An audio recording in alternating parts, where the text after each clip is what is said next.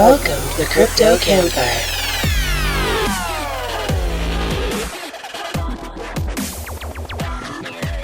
They didn't forward a chain email 3 years ago, and now they're both cursed. Mitch and the Professor. Featuring special guest Janice and John McAfee. Welcome back to another episode of the Crypto Campfire podcast. Before we get started, let's have a quick look at today's crypto news from the Crypto Gent. Thanks, Professor. Hello, Crypto Campfire listeners, and welcome to the cryptocurrency news in a flash with the Crypto Gent. Bitcoin surges over $6,500. Crypto Twitter traders are rushing to tell followers, it wasn't me, it was him that said Bitcoin was going to fall. It was him. Let's get him, fellas. Crypto securities company Curve gains $50 million insurance cover. Ethereum proof-of-stake transaction will not take place till at least 2021. Blockchain needs better lobbying, says New York Assemblyman. And now defunct Quadriga CX reports show $140 million shortfall. It's been the cryptocurrency news with the Crypto Gent. Back to you, Professor. All right, guys. Today is a really special episode. We've got some extremely special guests on the show today. This is the Professor. And Mitch. And we've got Janice McAfee and John McAfee with us here today. Hola. Well, hello there. I'm glad you got the order correct. It is, in fact, Janice and John. I do work for her. Absolutely. She's got you nailed down, doesn't she? Yes, she does. Yes. Big time. But I try to keep them as comfortable as I can. She lets me out on weekends for an hour so I can get some sunlight. That's it. Oh, that's good. It's speaking of taking care of him and keeping him comfortable, you said that you guys had caught a bug in Cuba. You guys feeling better? We are a little weak, but we're better. We got hooked up with some really good meds from the doctor, so we're good. Yeah, we had a parasite. Parasites seem to like white people more than black people. So I expected to get sicker, but we both got equally as sick. Fun. Wow, that's a drag. After your Achilles tendon, and now you get sick, and then you had that thing the other week, and when it rains, it pours here in House McAfee. Does it ever? Man, but you guys have had some experience, as I imagine. The crazy thing is how you go out and continue to fight and kick ass every day with all the crap that you're both going through. How do you manage to do that? It's not been easy for me. I just dealt with the recent death in my family, so that's been kind of difficult. But focusing my attention on helping my husband has really helped with not having to be boggled down with those sorts of things, because they're really not effective and trying to help the world, help ourselves also. So it is very difficult, but I think we're managing it pretty well. Yeah, and for me, I am way too callous.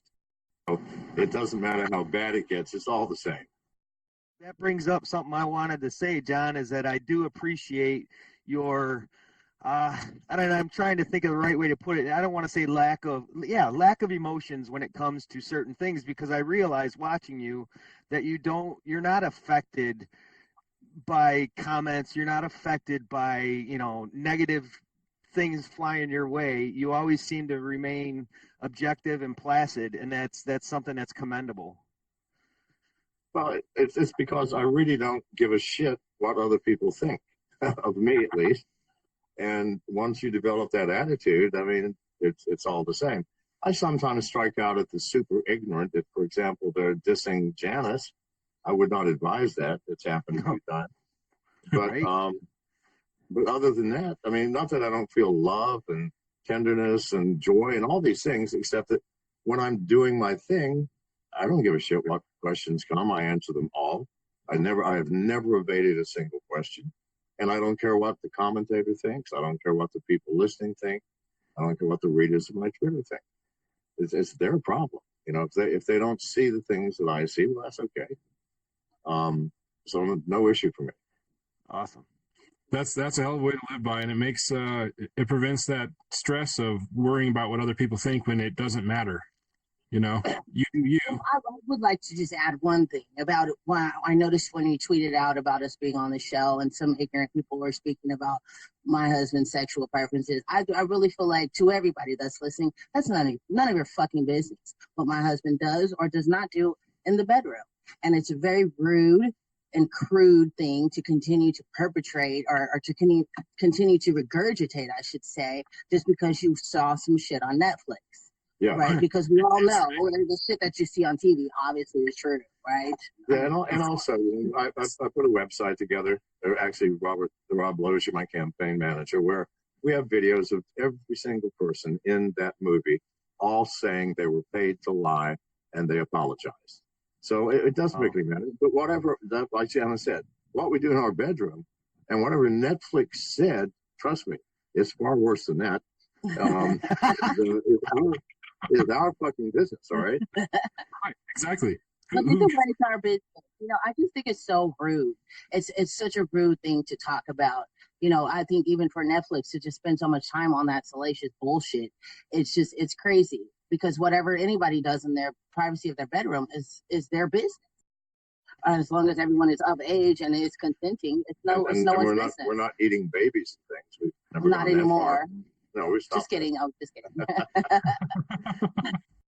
Bullshit sells, and so you know the people like Netflix and them, they just take anything they can and they'll run with it and they'll capitalize on it, and the sheep on the internet will believe everything they see and they just go crazy, and I don't get it. And I think that's the problem with the media as a whole, is that they put out these lies and they don't care about how they affect the person that they're lying about. You know, they don't care about it. They just want to get the clicks. They want to get the eyeballs. They want to sell whatever story that they're trying to sell. On the other side of that, there's real people that are harmed by these lies, you know? I mean, it's no big deal. It's just sex, you know, it's no big deal. But it's after so long, it's kind of annoying, you know, but I pretty much ignore them. But it's just not even that they lied about. Everything about John's life that you see on the internet, half of it is, well, more than half of it is untrue, you know. And so I would just like to just put out something there to the media as a whole. You know, where's your integrity? Where's that journalistic integrity where you used to vet your sources thoroughly, you know, or where you would thoroughly vet a story? You know, I don't think to this day, everything that happened in Belize with John, I don't think anyone has ever said, you know what is this man talking about? What if he's actually telling the truth? You know, why don't we just go in there and just see what sort of answers we can get? Not on some bias sort of, oh, what can you lie and tell me about John McAfee, all this negative stuff, but just get a consensus of the people of who he was there. Because I'm sure that consensus would be vastly different than the bullshit that they put out there. Yeah, and in terms of gullibility, I did a test purposely to see how gullible people were. So I invented the sport of whale fucking, and even put up a website of New Zealand mothers against the sport because so many of their sons had been killed in the attempts, and stoked the fire for a while, and finally put up my famous tweet. It got almost 40,000 likes. Enough of the whale fucking is non-consensual bullshit.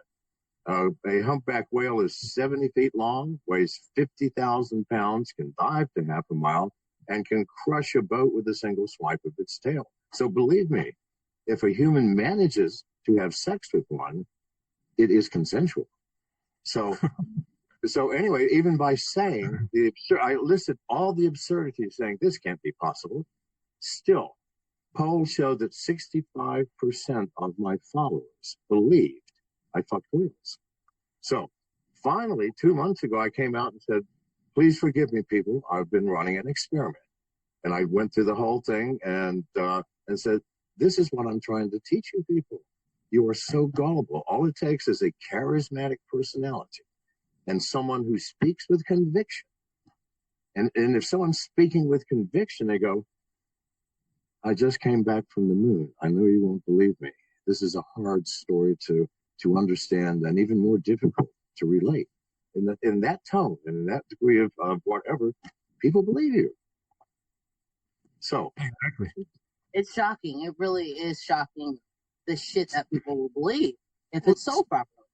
speaking of all of that, this leads us right into one of my questions that I had for both of you is, the lack of my perception of integrity within this space, within the crypto space, has been so great. I've seen so much negativity and so much lack of integrity. It feels like a movement's needed to help bring this back. And I wanted to get your guys' stance on that, because I believe at the end of the day, our word is all we have to take with us to the grave. It is. And here's the thing it's not the lack of integrity. I think it's the cowardice. I get at least 10 DMs a day saying, please, sir, back down from the government because they will come after you. Well, my God, if we all had that feeling, which most people do, is that not cowardice? And if they're coming after us anyways, or if they're coming after John anyways, what does it matter? Well, it doesn't matter whether I'm speaking out against them or not. They're after me because I promote crypto at a high level as a way to bring down government's control over your own economic freedom. And so that's why they're after me. But so I just responded one today. I said, sir, don't you see I'm doing this for my children and for your children and for everyone's children? And if everyone had your attitude, sir, and if I did back down, it's not me that gets hurt. It's you. It's everybody. This is what's missing in this country. Now, that's easy for a 73-year-old man to say because I may keel over tomorrow. However, I've always been this way. And the freedom is worth it. For me, like, I'm only 36, but my freedom is worth this problem that is way bigger than I could even conceive it to be. And they don't really want me, but because I'm with him, possibly, but that doesn't matter to me because I want a better world for my kids. I want them to live better than I did. I want them, and we can't do that until we undo the shit that our parents, perpetrated on us when they're voting or non-voting or whatever, or they're just keeping their heads down and not trying to make any noise because, they're afraid of the repercussions, but we're getting the repercussions anyways. We're already unhappy. We're already miserable. We're already slaves to whatever it is that is, that we put our energy into. And so why not put it into something more positive that will have a much longer lasting effect well after we're gone, dead and gone, Here's the real issue. Let's look at the facts. In America, every man, woman, and child who has a job works 3 to 4 months out of the year to the government, works for the government for nothing. That's income taxes, which, by the way, was totally restricted by the Constitution. And the government and large corporations like Google and others, how can you separate them anymore? They seem to be one thing. Google is now saying that if there's a crime anywhere, please contact us if you're the police, and we will give you the phone numbers of everybody within whatever radius you want of that crime scene. So if you work for one of these corporations, what is your life? You wake up at 6 a.m., have your breakfast, hop in the car, commute to your office, park, spend 9 hours in a controlled, artificially lit environment, commute home, kiss your wife, kiss your husband, and repeat it 5 days a week, 52 weeks a year, for 40 fucking years. Now tell me, are you comfortable doing that, people?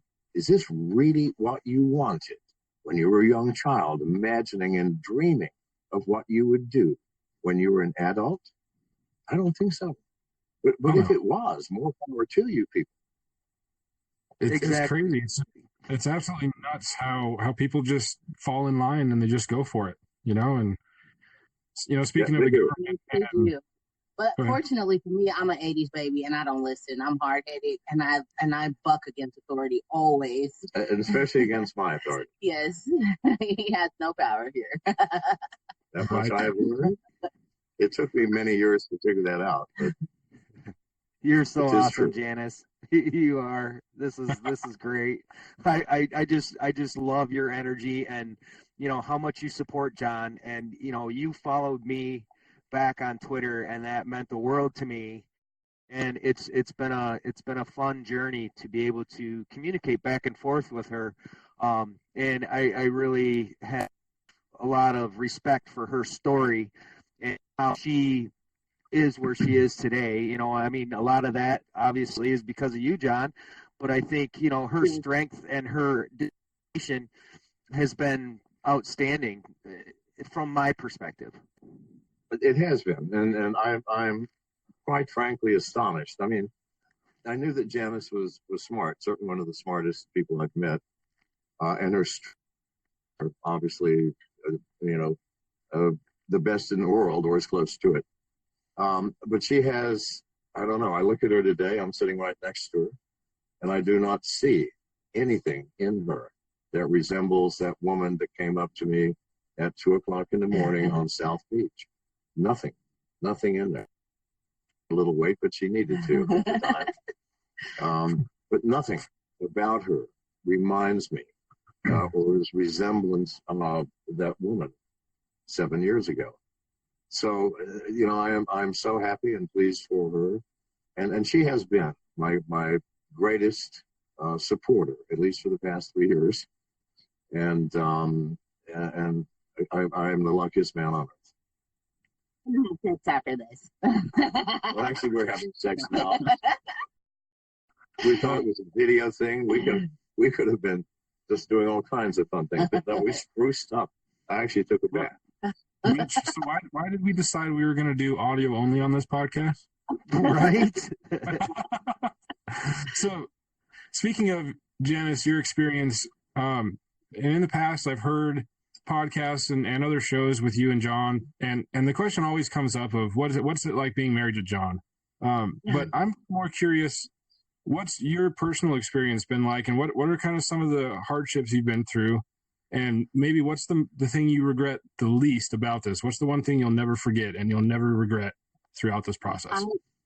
I will never forget the day that I decided to walk up to him that night on South Beach. You know, what actually happened was me and my girlfriend were leaving South Beach to go to a casino that was not far away. And it just so happened that our car was parked across from the hotel that John was staying at. And we actually walked past him on the street. He was talking to one of the workers at Rocket Burger or whatever it's called there on South Beach. And he looked at me and I looked at him and I smiled, but he didn't look interested. So I kept it moving. But then I turned around and I saw him looking at my booty. I was like, yeah, okay. But I figured I didn't want to be out anyway. So we were just kind of fucking around. So we just continued on to leave. And it was the security guard that came out because, we were asking some of them, what's going on tonight? Are there any parties or whatever? And the security guard was like, well, you know who that is, right? That's John McAfee. And I'm like, who the fuck is that? He's like the antivirus guy. I was like, the McAfee antivirus? Like, I know what that is, but there's an actual person that says shit that he named his shit after him. He was like, yeah, and so. And by the way, let me interject right now. I was turning around and looking at her booty. And I'm a butt man, so I qualify butts by 15 different parameters. And Janice's is the finest I have ever envisioned, and I saw it that night through her clothes on. Jesus God, that's an ass. However, I just gotten out of a Guatemalan prison and had more pussy than God, because in Guatemalan prisons you can have women in. And I didn't watch television because I didn't speak Spanish that well. In any case, continue, Janice. So I was not interested. Oh, so I just made the choice to just say fuck it. Let's see what happens. So we ran back because I didn't see him anymore. So we ran, and as soon as I saw him, I said, "Slow down, bitch." So we gathered ourselves together, and he was lighting a cigarette, and I asked him for a cigarette, and it was in that brief encounter after that I knew that he would probably be the opportunity that I was looking for. I was just looking for somebody to take a chance on me, to provide some sort of stability so that I could get out of that world, because I wasn't happy there. I was dying. I was starving myself. I was barely eating. I had to smoke weed to eat. And I don't know, I posted a picture of one of our first pictures in the press, and you could see my neck bones. I was so skinny and sick. But and so what happened when he was lighting my cigarette, he said, what are you girls out here doing? Drugging and rolling old men? And I said, no, we don't use drugs. Now, so to the average person, that don't mean much. But to him and I, he said to me, hey, I got your card. I know what you guys really do. You know, and for me, I feel like, okay, I'm telling him a little bit about me. So it was very brief, very truthful. Yes. And again, Janice said the average person would make nothing of that interchange. But for me, it told everything. I told everything to her. I'm an old man. They're looking for old men to drug and roll. I have been around the block. It's not going to happen. And so she told me, said, first of all, I have a sense of humor. Okay. Yes, we do roll old men, but we don't use drugs. So I go, fuck me. And the rest has been history. I don't have any regrets, despite what you see or you read about John, even from his own Twitter, from his own words. Most of that is just for public consumption, but that's not who he is at home. It's not who he is when no one's around and there's no interviews going on. It's not even him when he's tweeting that crazy shit like fucking a whale. You know, he is the sweetest man and he has a huge heart, but he's just not to be fucked with. And I think that's true about everyone. You know, no one wants to be fucked with.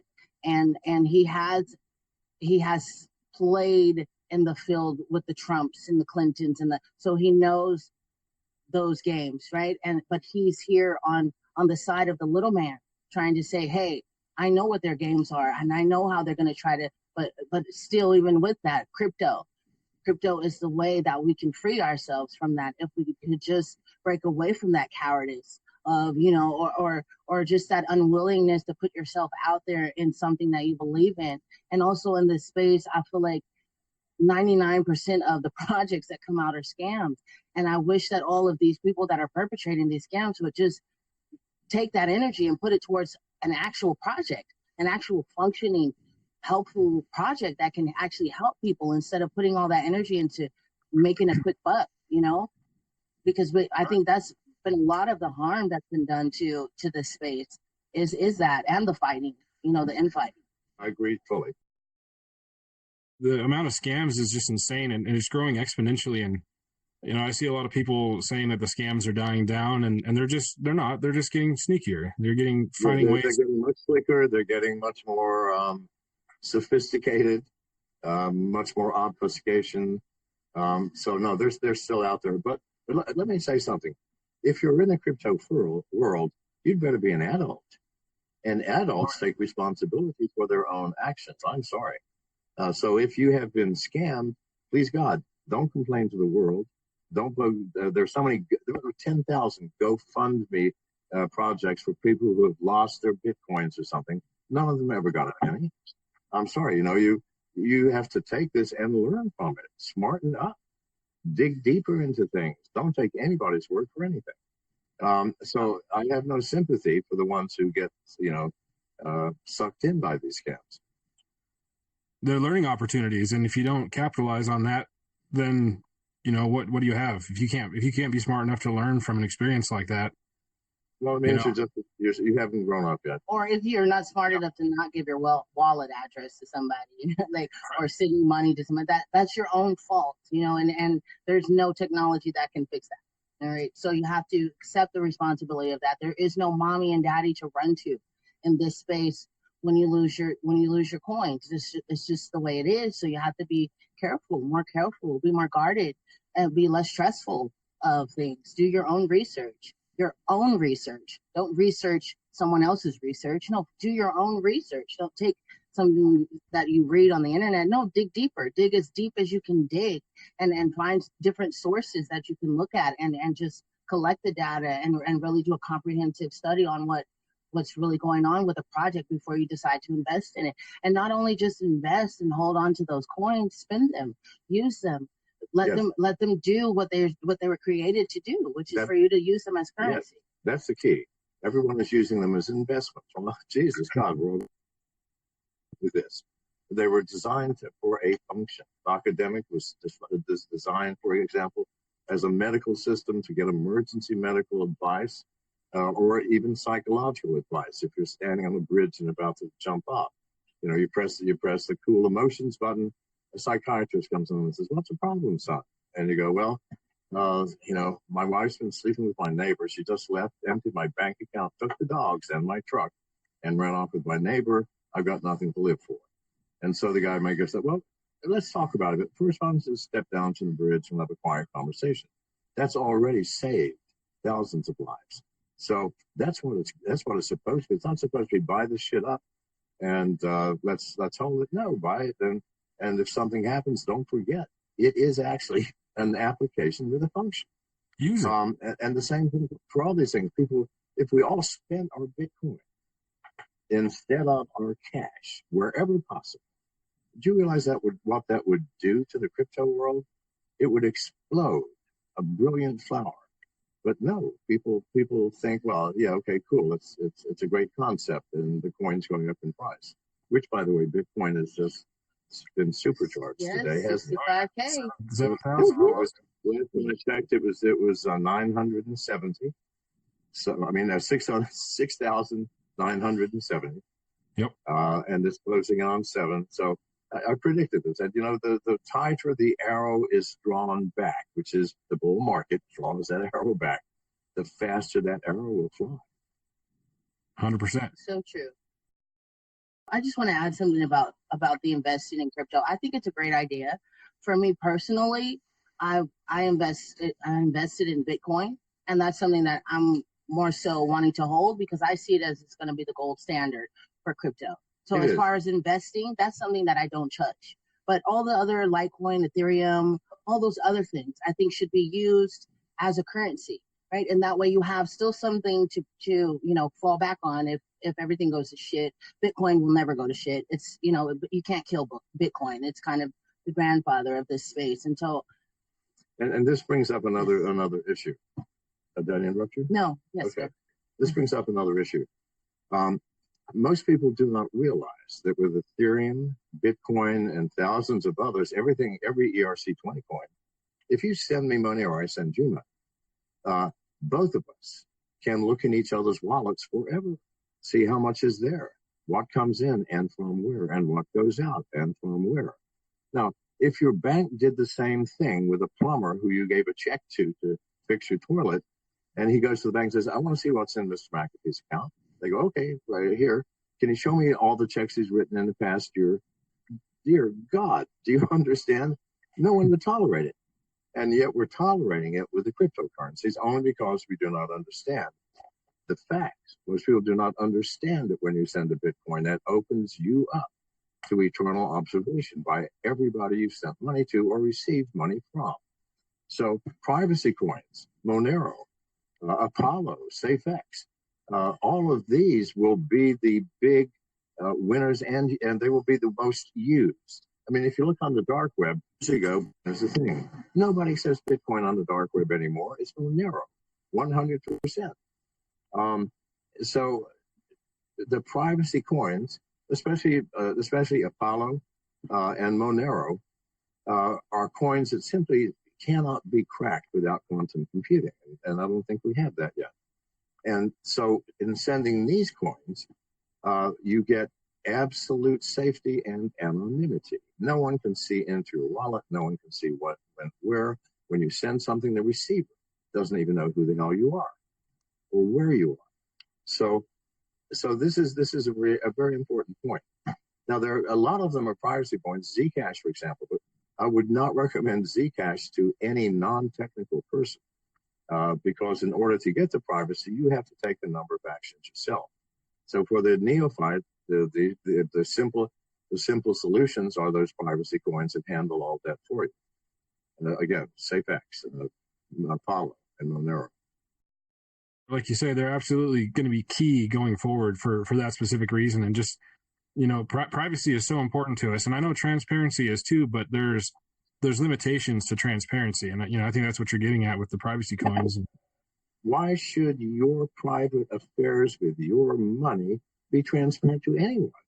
Exactly. If we deny the validity of income tax, which is fucking illegal, just read the Constitution, then why does the government even have a right?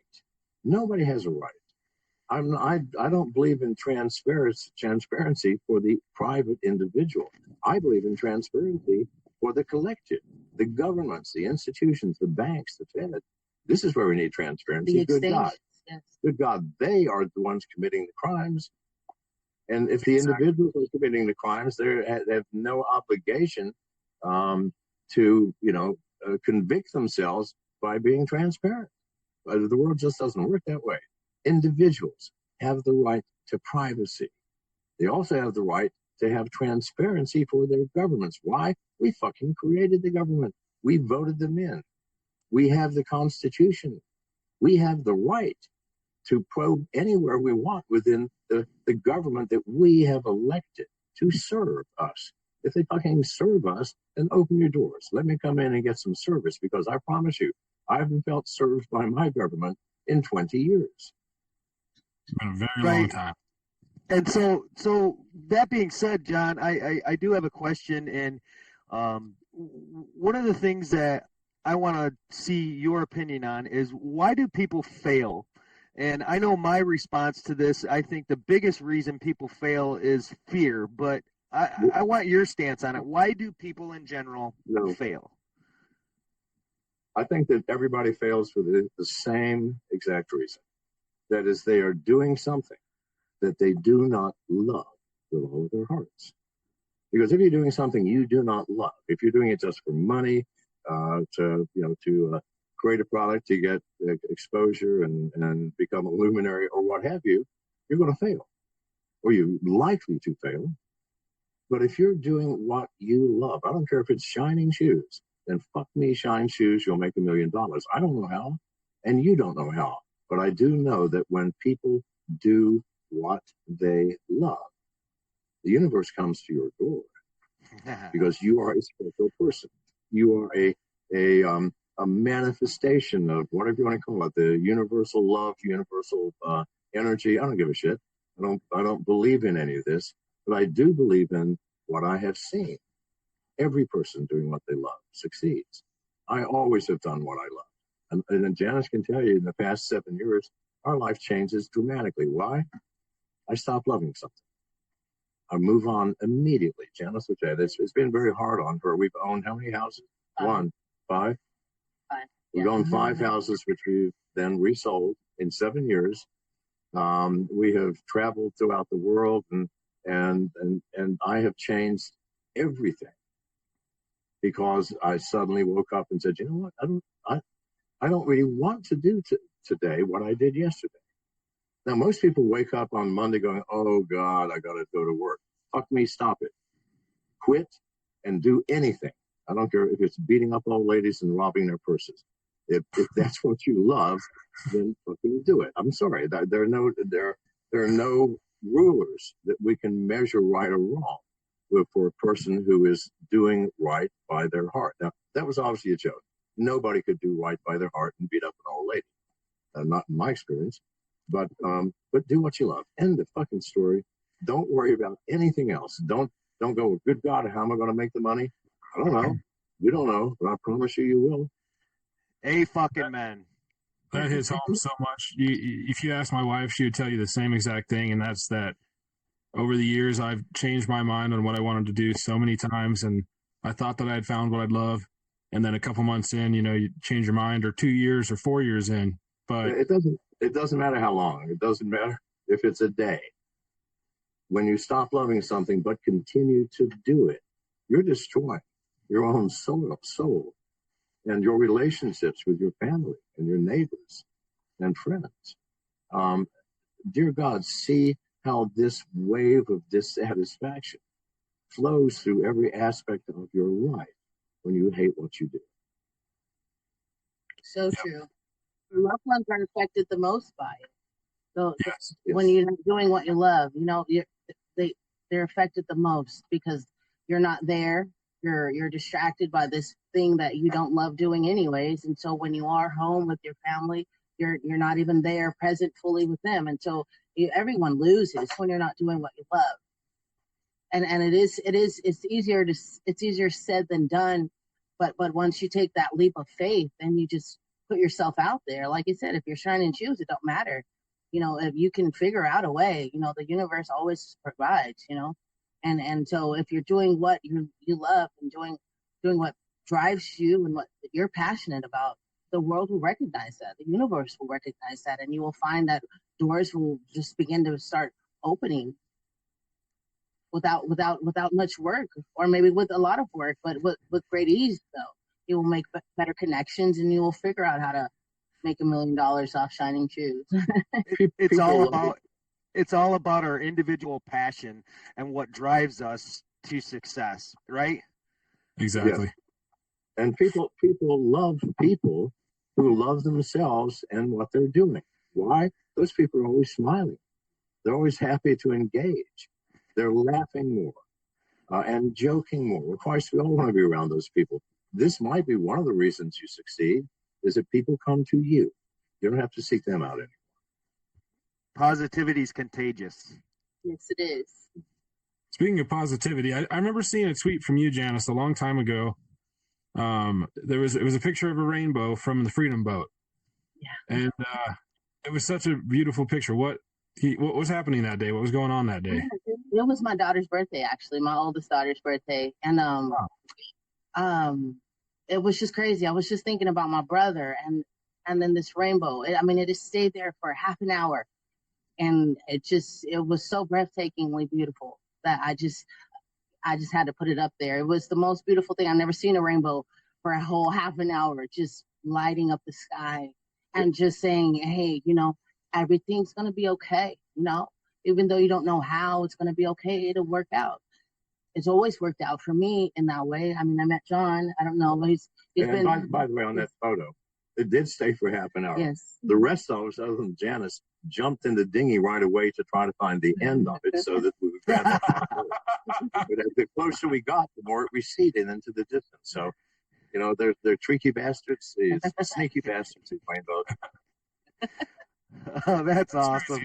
That's awesome. I didn't realize it was that special of a rainbow. So I'm so glad I asked about it. That's so cool. It really was. If you, it's just something about it being over the water, I think, that just made it so beautiful.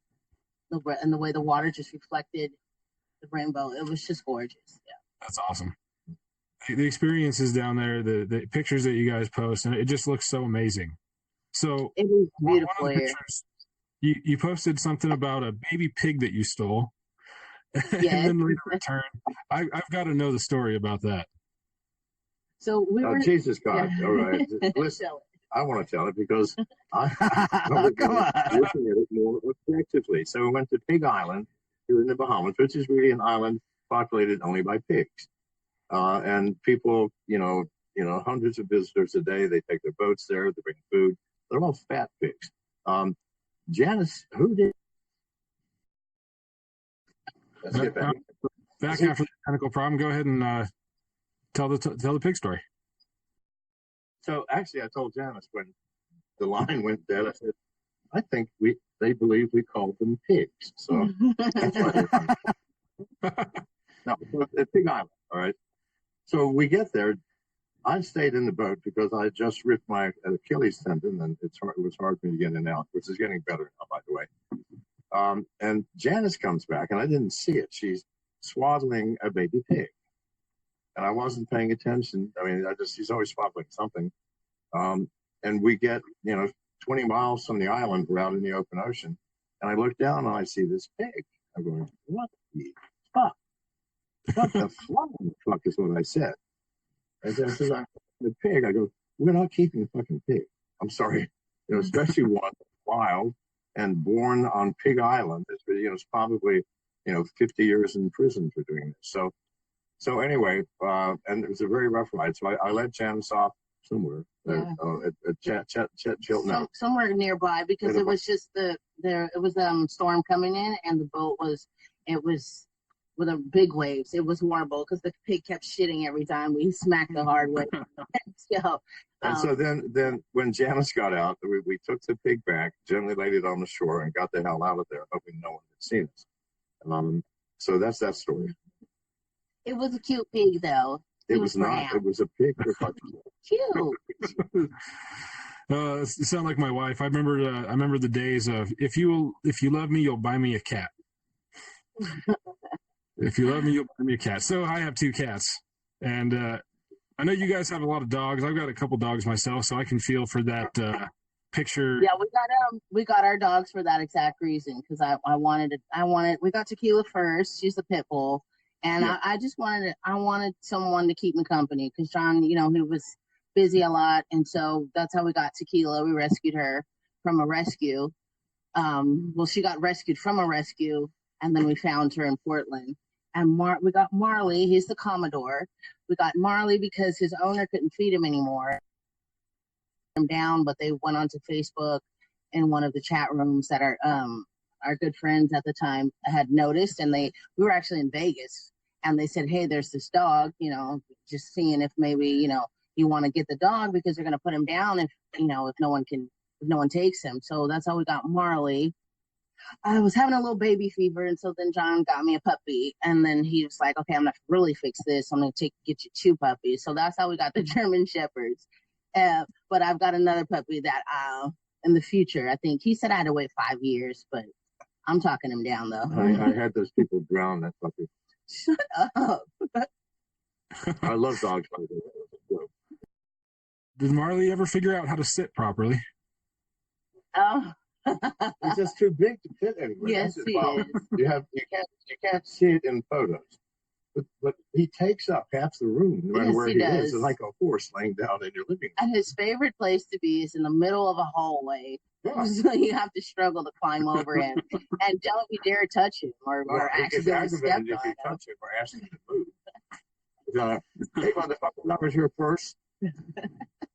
That's so awesome that you guys are dog people. I've always loved dogs, and the best ones I've found were the ones you get from the kennel or from the Humane Society. You're saving somebody else's life, and that animal, just the gratefulness and the respect that they show for you over your lifespan is just incredible. It really is. Now, another question for you is, Janice, there was an experience that you guys went through when you had Coin Bros in your house doing some filming for a video. What was that like? It was a lot of fun. Those gentlemen were so cool. They had just one of the guys who just happened to reach out to John, and John is just sort of the person where he's like, "Well, come on over. If you can make it, come over. I'd love to help." And so when they arrived, I think it was at nighttime, and so we got all shit-faced. They got so shit-faced that they couldn't even do the filming the next day because they were hungover. Janice is missing the most fun part of the entire process. Yes. At the time, and still now, most of the time, and when someone comes to visit, I don't care who they are, we shake them down. We go through their luggage. I don't. My security people do. Go through their luggage, pat them down, check their IDs. And so they were pretty well intimidated or frightened by the time they came into the house. One guy's face was white. He's Latino, so that's how bad that was. And it was just funny to watch. And I actually told the guys to make an extra thorough search just for the fun of it, right? So anyway, that was the fun part. Yeah, it was fun, and it was fun shooting the video. It was a lot of fun, and maybe we'll do another. I hope so. But well, speaking of Coin Bros and rapping, I hear you guys have some rapping you want us to do. I'm not rapping. Yes. I'm not rapping. I'm not good at that freestyling, just off the dome. I can't do that. Maybe you can hit us with something on Twitter. We always do the rap battles on Fridays, and just a bunch of us kind of throwing out some tweets and having a good time. So maybe hit us on Twitter with one of those, and we'll let you slide on. What did you want me to rap about? Crypto, whatever you love. Come on, McAfee, follow my lead. All you got to do is talk what you believe. Throw out that shit. I know you got it in you. There's a lot of rhyme within this venue. You want me to rap about all of this crap going on home in the Bitcoin gnome? Yeah. Gib uns Ruhe. Gib uns spürst du kaum eine Hauch. Die Vögelein schweigen in Walde. Warte nur, ruhest du auch. And then my favorite Chinese rap. Madegam hamsapka. I do speak some Cantonese, fluent German. I lived in Germany for a couple of years. Now those are the rappers. So, that's more than we could have ever asked for. That's awesome, John. The Chinese language is a tonal language. So the English-speaking rappers have a huge disadvantage because the Chinese have to sing their raps. Sanga lao hu, powder kwai, iga meyo weba, junchi kwai. That's a rap song. Awesome. I'm sorry? Oh, as he said, can you translate that? Not the last thing, because it is the most offensive curse in the Cantonese language. Oh, the Mandanga Mumsaka. No, the song you were just singing. Translate that. Oh, Songa Lao. Songa. Three tigers, Songa Lao, Powder Kwai, are running fast. One of them doesn't have a tail. Junchi Kwai is how very strange. Junchi Kwai. That's the translation. That's awesome. I think I'm on the. You don't want to hear the translation. I won't ask again then. So on to Bitcoin, out of curiosity, you've changed your predictions in the past, but only ever for higher predictions, right? You're never gone back and said, well, it's going to be lower than I expected. And I was going to ask this, but then I noticed today you tweeted and answered my question before I had even fathomed it, which was, has there been a change to your $1 million prediction? And so I think you said 4 million by the end of 2020 now. No, absolutely not. And in fact, I'm more determined or more certain than I've ever been, because as I said, you draw the bear market back as far as you can, and Bitcoin has been so massively underpriced, even for now, even for early 2019. It should be $50,000, but it's not. That's okay. It will surpass. I'm looking forward to it. So you're thinking 4 million now by the end of 2020? Not. I mean, look at it. So I looked at the growth rate for the past 2 weeks. If Bitcoin continued that growth rate, it would be $4.9 million per coin by the end of 2020. Now, we know it's not going to continue that, right? But listen, when I bet on something, I'm very conservative. So when I said $1 million, that was the most conservative I could think of, because in all reality, it's greater than that. I can't possibly lose. Okay, so I have one question. What is something that you know, Janice, that nobody else in the world knows? You're fading in and out. Sorry, we have a horrible connection here. But okay, one more time. What's something that you know that no one else knows? Secret that no one else knows that you would tell. Correct. No one else, includes me. I like country music. Nice. Yes, I like country music. I got broken into it with Billy Ray Cyrus's "Achy Breaky Heart." That's my shit. I don't care what nobody says. That's great. Love it. I'm from Montana. I'm a country man. And for me, my secret would be not that I have never fucked a whale, because I made that public, but I have not even fucked a dolphin. That's awesome. So I got one question for you, John, because I know you're a Scotch lover. What's your favorite Scotch? Yes, he is a Scotchman.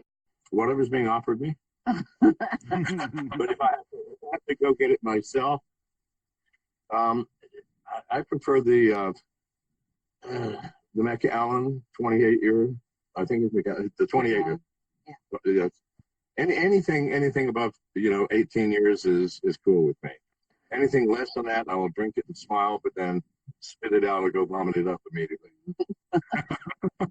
Well, I've never had the opportunity to have a 28. I'm one of these days I'm going to have to try that.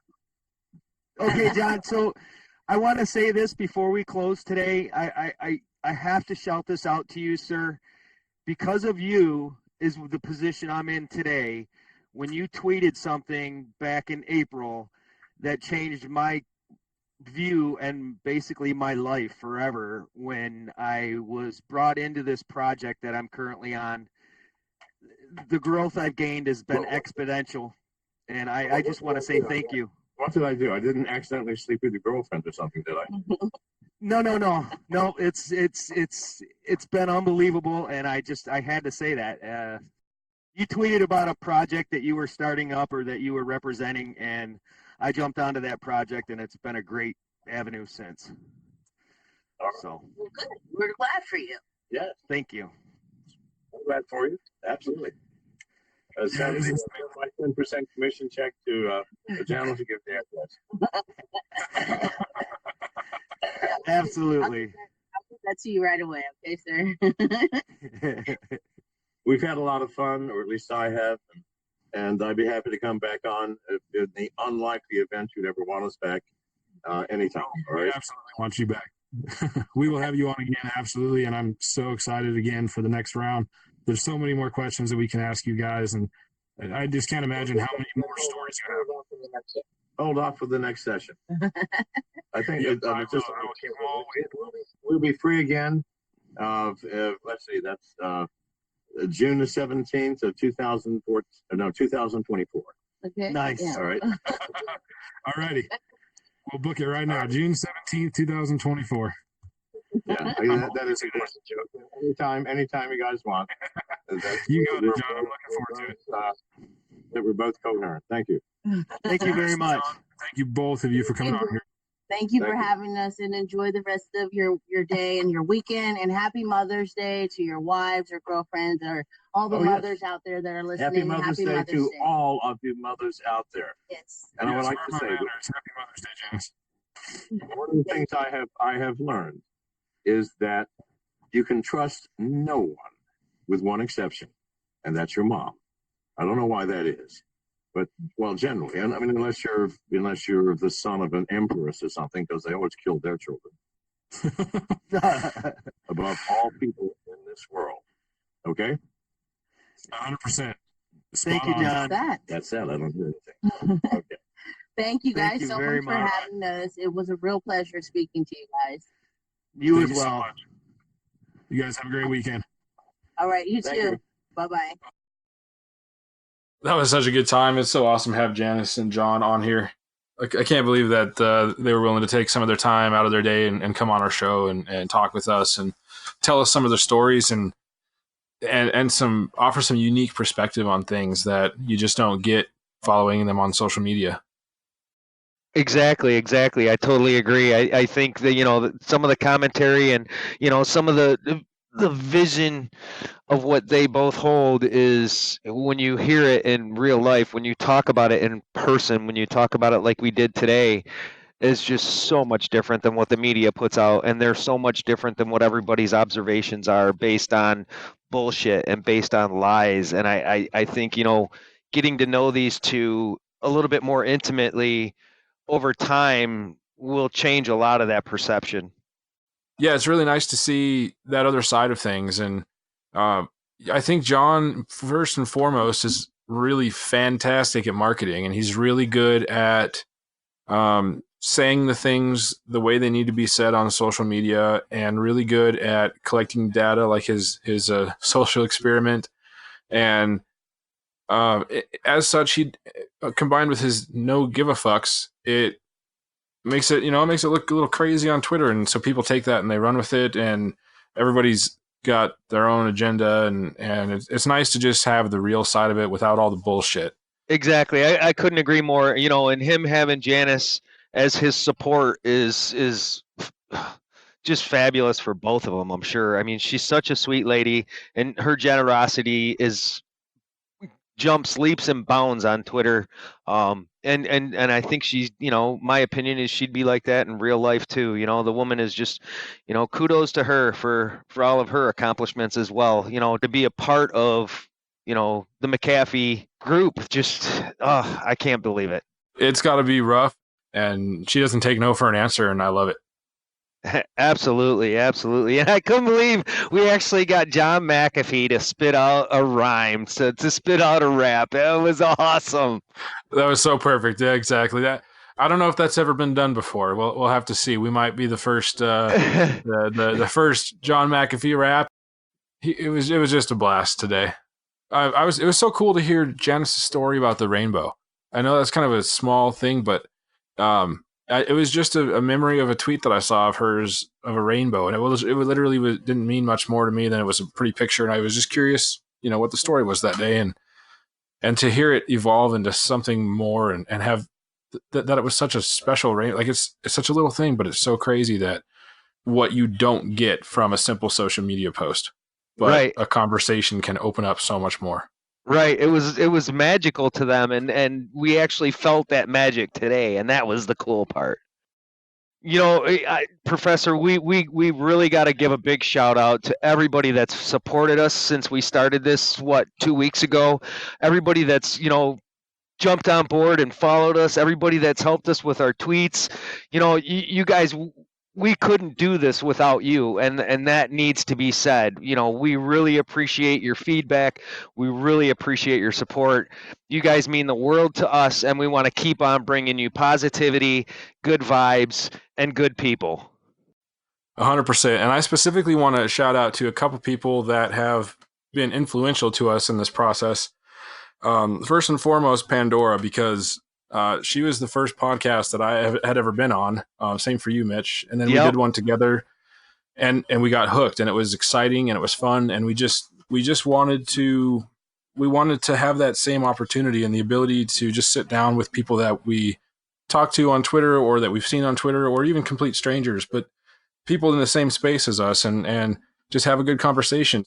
And on top of that, I owe a big thank you to Pomp and Peter McCormick, because I listened to their podcast episode that they did together when we were first kind of planning this.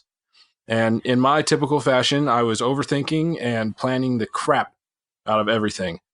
And the one piece of advice that they gave that really stuck with me was quit planning and just start it. Just do it. Just do it. And that very day, you remember, I sent you a text message and I said, I just heard this and they're right. So fuck it. We got to do I'm done it. planning. We had a call that night. We recorded the first podcast, and here we are a week and a half later, and we just had a podcast with Janice and John McAfee. So this is how surreal. It's surreal. It's surreal. It's so crazy. And the best part is, we're just here to have fun. Right. And we're doing exactly that. And it's oh my it's God, amazing. I'm having so much fun. This is an absolute blast, dude. It's crazy. I'm glad you guys are all here with us to enjoy it with us. And we're looking forward. We've got so many more cool people coming on. Stick with us. Let's see what's around the corner. Hell yeah. You guys have a great weekend. I hope you enjoy the show. Throw out them retweets. Throw us some feedback. If you guys see anything that we're lacking, anything, we could add, let us know. This is all about you. This isn't just about us. It's all about you. It's about having fun. So lay it on us. Absolutely. And you can, we just got listed on iTunes a couple days ago now. So if you just go to iTunes and search for Crypto Campfire, you can download our shows there and you can listen to them there.